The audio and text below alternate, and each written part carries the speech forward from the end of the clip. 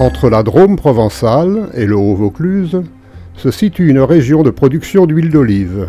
Buis-les-Baronnies, Vaison-la-Romaine et Nyons, où j'ai rencontré ces deux personnages issus du terroir.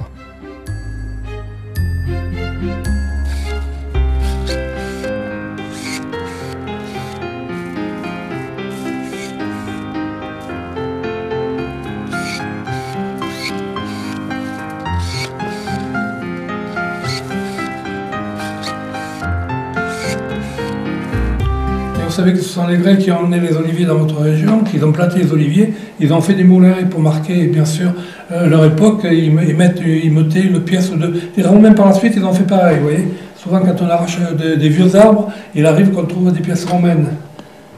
Il y avait un âne, un cheval, un mulet, j'en sais rien, il y avait une barre de bois là en travers, et c'est lui qui tournait, qui écrasait les olives, vous voyez.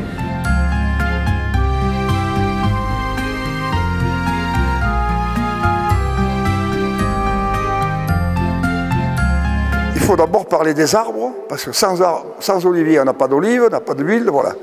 On a ici à peu près 50 000 oliviers qui sont concernés dans l'aire d'appellation d'origine contrôlée, huile d'olive de Nyons d'abord, et les olives pareil. La cueillette des olives va intervenir la deuxième quinzaine de novembre, décembre, janvier, février, éventuellement. Alors, au manuel, beaucoup manuel. Parce que si on vibre les oliviers, les olives vont tomber au sol, sur des filets, mais elles peuvent s'abîmer, vous comprenez? Donc au calibrage, on va les refuser.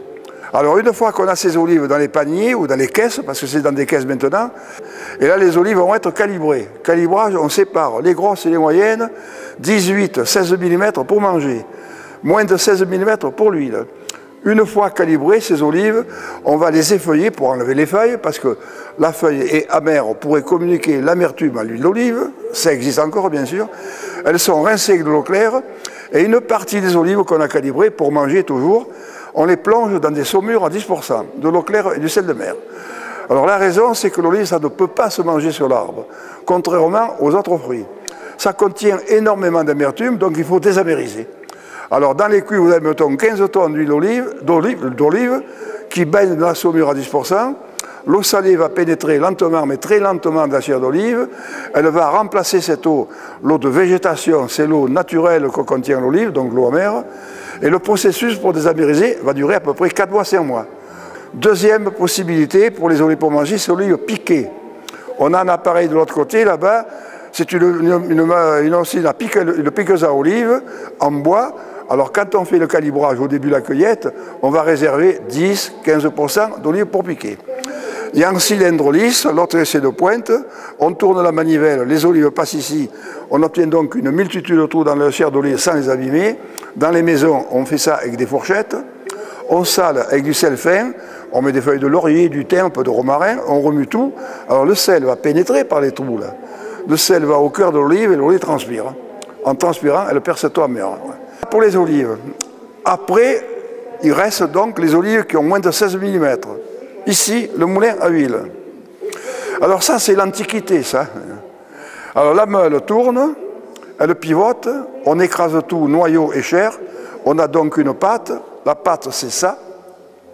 Dans ces poches en fibre de coco, qu'on appelle les scourtins. Là, vous pouvez les regarder. Là-dedans, vous avez donc les peaux, les queues, les noyaux cassés, la chair de l'olive, l'huile d'olive, il y a de l'eau amère, on vient d'en parler, et des lits, comme des lits de vin.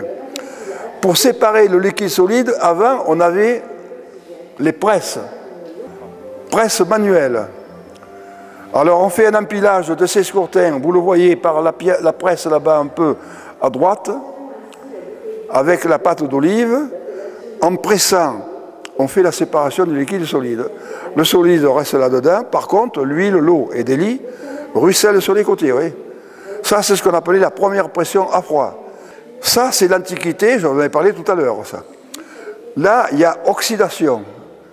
On dégrade l'huile, l'olive, tout, parce qu'il y a la lumière le jour et l'oxygène. S'il y a dégradation, oxydation, il y a disparition des vitamines sur le plan médicinal.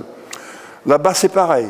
Alors maintenant, avec les moulins modernes, c'est ce qu'on appelle les chaînes continues, c'est tout un circuit fermé et c'est tout des aciers inoxydables.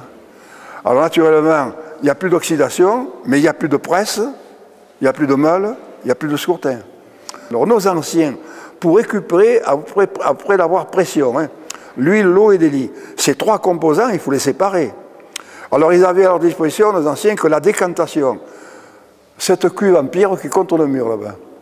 Alors ça, on mettait l'huile d'olive, l'eau et l'élie, puisque c'est tout mélangé ça. Il faut attendre une nuit complète, une journée. Tout va se séparer. Alors bon, je ne vous pose pas la question, vous savez très bien que l'huile d'olive c'est plus léger que l'eau. C'est la séparation par densité de produit. L'huile d'olive pèse à peu près 120-130 grammes, 920 ou 930 grammes le litre d'huile d'olive, et l'eau 1000 grammes. Alors ça se sépare très bien, seulement avant la séparation, c'est pas mangeable. Ce produit, on appelait ça l'enfer. Alors une fois que le mélange a été tout séparé, c'est ça, le voilà maintenant, c'est ça. Alors c'était tout mélangé, c'est l'enfer. L'huile d'olive remonte à la pâte, se sépare, donc elle est consommable, on va pouvoir la récupérer. Et cette huile, on appelle ça le paradis.